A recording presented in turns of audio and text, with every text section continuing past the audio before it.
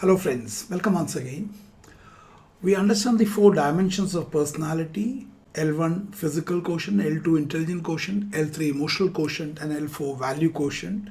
In the emotional quotient, the equivalent in the terms of OLQ factor two qualities, that is social adjustment, जिसके अंदर तीन OLQs आते हैं: social adaptability, cooperation and sense of responsibility. Now इन तीनों को social skills, interpersonal skills, soft skills भी बोलते हैं और इमोशनल इंटेलिजेंस भी बोलते हैं.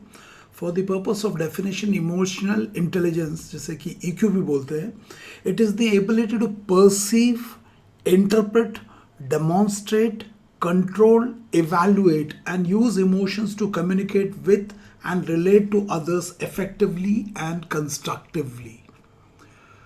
And emotional intelligence also includes the ability to understand, interpret and respond to emotions of others. दूसरों के emotions को समझना, उसको डिकोड करना और उसके अनुरूप अपनी प्रतिक्रिया देना. और फैक्टर टू की quality: social adaptability, cooperation and sense of responsibility. ये तीनों क्वालिटीज़ जो है OLQ की भाषा में they are called core qualities. और इसके अंदर कोई डेफिशिएंसी आए तो आपको SSB रेकमेंड नहीं करेगा, साइकोलॉजिस्ट, है ना. नाउ इमोशनल कोशेंट जो है, इससे IQ से भी ज़्यादा इम्पोर्टेंट माना जाता है. और a good IQ can get you a job, but lack of EQ can get you fired from the job. So for you to get selected in the armed forces, your emotional intelligence has to be of high order, because ये आपको एक team में काम करने में मदद करता है. Your ability to function in a team effectively is a function of your emotional skills, है ना, या interpersonal skills. So emotional intelligence is more important than your intelligence या IQ से ज़्यादा इम्पॉर्टेंट है. Now there are various components of EQ. Emotional intelligence के जो 5 component वो है: self awareness, self regulation, internal motivation, social awareness and social regulation. Now for the sake of better understanding, मैं एक CDS कैंडिडेट का एक TAT के ऊपर एक रेस्पॉन्स लूँगा. उस रेस्पॉन्स को मैं पढ़ूंगा बट इंटरप्रेट नहीं करूंगा. And I want you to tell me कि उस स्टोरी को पढ़ के आपको क्या लगता है, वो लड़का अपना इमोशनल इंटेलिजेंस को एक मैच्योर इमोशनल इंटेलिजेंस डिस्प्ले कर रहा है या एक immature. Social adaptability, cooperation, sense of responsibility, उसको हम देखेंगे. उसके लिए मैं TAT का पिक्चर को यूज़ करूँगा ना. उससे पहले the next 2 weeks AFOSOP offline composite batch is going to be conducted at AFOSOP Sahas the camp Nagpur में. This will be 2 weeks fully residential programme. आप साहस द कैंप को गूगल मैप पे टाइप कर सकते हो. You can find it anyway. I will share the links once you register for that. The next November batch is starting from 20th November to 2nd December. This batch will be after Diwali, and the reporting for this batch will be on 19th November 2023. In order to register, you can call me or give me a WhatsApp message at 9090099035. Kindly share this information with your friends. And इसमें both SML को use करके आपके personality के parameters को भी evaluate किया जाएगा और डेल्टा निकाल के उसके ऊपर भी काम किया जाएगा. एंड ऑल्सो SSB के तीनों टेस्टिंग टूल के ऊपर, दैट इज मानसा, वाचा, कर्मणा. The delta will be identified and it will be communicated to you and you'll be told how to bridge this gap. So दोनों साइड में काम किया जाएगा, ना कि ओनली SSB के टेस्टिंग टूल्स के ऊपर. इसके अलावा जो फर्स्ट 25 कैंडिडेट्स रजिस्टर करेंगे, they will get a discount of 1000 rupees on the overall fees. It will be a fully residential batch, जिसमें कि आप लोग भी और SSS भी साहस कैंप में ही रहेंगे. खाना रहना will be catered for. So do message me at 9090099035 and I'll get back to you with the details. इसके अलावा AFOSOP का online psychological test assessment and personal interviews available. and for this also you can contact me on the given number.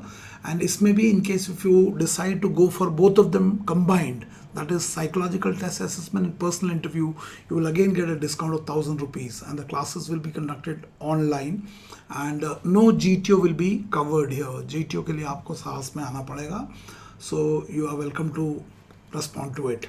So let's come back to our today's topic, emotional intelligence. So this is the picture. So observe the picture carefully. You can see two characters. Probably the picture is of a personal setting. It's not an office cut setting. And clearly you can see there is emotional disturbance in this picture. Emotions में disturbance दिखेगा.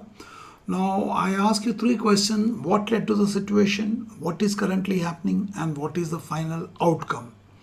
Now इसमें जब आप लिखोगे, now these are called emotional slides in the types of TAT slides. एक video है जो कि मैंने SSB के ग्राफी चैनल पे अवेलेबल करके रखा हुआ है. तो one of the type of slide presented is emotionally charged slides. This can be emotions, charged emotion in a personal setting, official setting, social setting. This is a personal setting.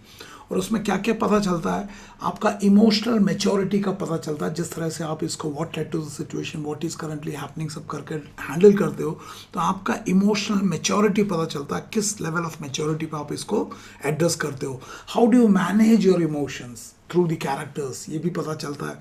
In the process of identifying what led to the situation, किस तरह से आप किसका root cause analysis करके उस कारण को बताते हो जिसके कारण इन दोनों के बीच में कॉन्फ्लिक्ट हुआ, ये पता चलता है. इसमें आपका इमोशनल मैच्योरिटी एंड अवेयरनेस पता चलता है. In the process of what is currently happening, जो कि प्रॉब्लम सॉल्विंग स्टेप है, उसमें आप कैसे अपने इमोशंस को रेगुलेट करते हो और एक समाधान की तरफ जाते हो, वो पता चलता है. In case if you have fluctuating mentality, under emotional fluctuation, what type of decisions you make? Are they balanced, imbalanced, acceptable, not acceptable, socially relevant, irrelevant? ये भी पता चलता है. एक्सट्रीम ऑब्लिक डिप्रेसिव टेंडेंसीज भी इस तरह के पिक्चर्स में निकल के आता है. अगर आपका डिप्रेसिव टेंडेंसीज है वो भी निकल के आता है. Liveliness, your ability to bounce back when meeting with setbacks oblique obstacles oblique challenges या फेलियर्स, वो भी निकल के आता है. जैसे in this picture you can see there is some trouble between the two of them. So how do you bounce back? Do you sulk down? Do you get high, बिल्कुल ही लो हो जाते हो, उठ नहीं पाते हो, पता चलता है.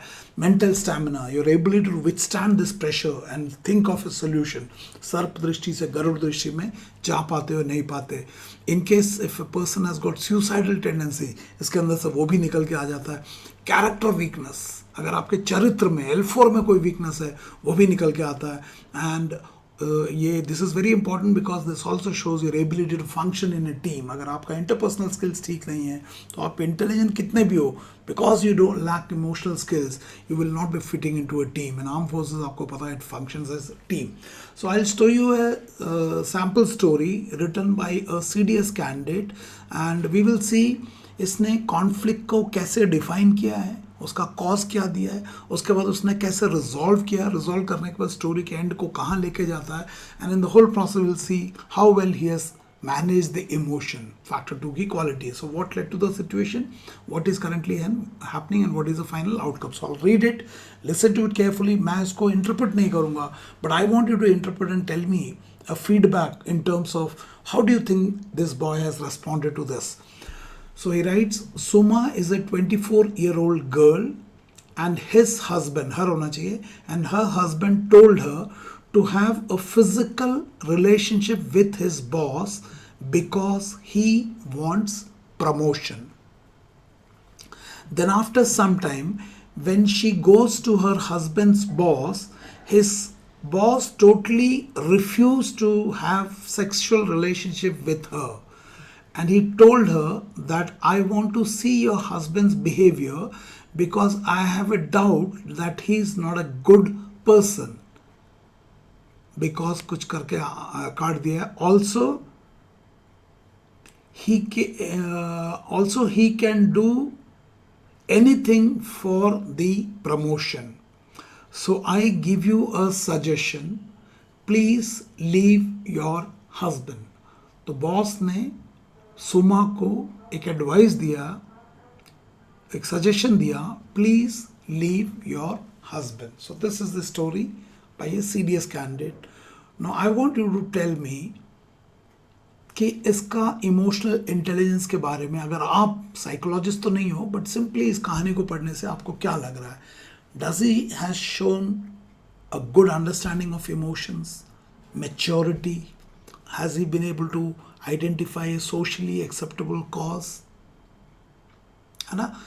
जो फैक्टर 2 की क्वालिटीज़ है OLQ में, social adaptable, the ability of an individual to adjust himself to the social environment which includes social intelligence, attitude towards others, यहाँ पे specifically attitude towards his wife, tact and adaptability। तो मुझे बताना social adaptability पे क्या ये खरा उतर रहा है।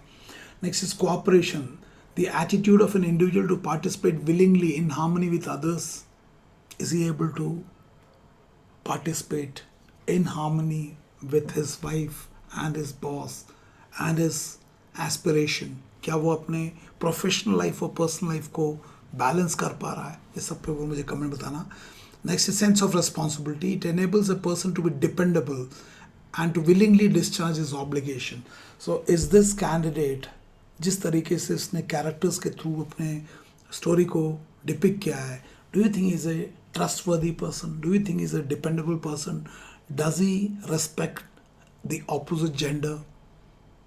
क्या इसके अंदर आपको कुछ वीकनेस दिख रहे हैं? इस कहानी को देख के, सिर्फ इस कहानी के आधार पर इस कैंडिडेट के क्या स्ट्रेंथ निकल के आ रहे हैं, क्या वीकनेस निकल के आ रहे हैं? ये तो हम फैक्टर 2 की बातें कर रहे हैं। डू यू थिंक फैक्टर 2 के प्रॉब्लम के कारण factor 1 reasoning, decision making, effective intelligence, everything is going wrong? और आपको दिख रहा है इसमें L4 में भी प्रॉब्लम है। क्यों L4 में प्रॉब्लम है मुझे जरूर कमेंट लिख के बताना, एंड आपके कमेंट्स के बाद इसके ऊपर दोबारा हम डिस्कशन करेंगे एंड वी विल सी कि इस तरह के रेस्पॉन्सेज एक कैंडिडेट क्यों लिखता है, उसके व्यक्तित्व में किन कमियों के कारण ऐसा लिख रहा है, और उन कमियों का सोर्स क्या है और उसे कैसे ठीक करना है। क्या कहानियाँ चेंज करने से इस कैंडिडेट का ये कैरेक्टर वीकनेस चेंज हो जाएगा?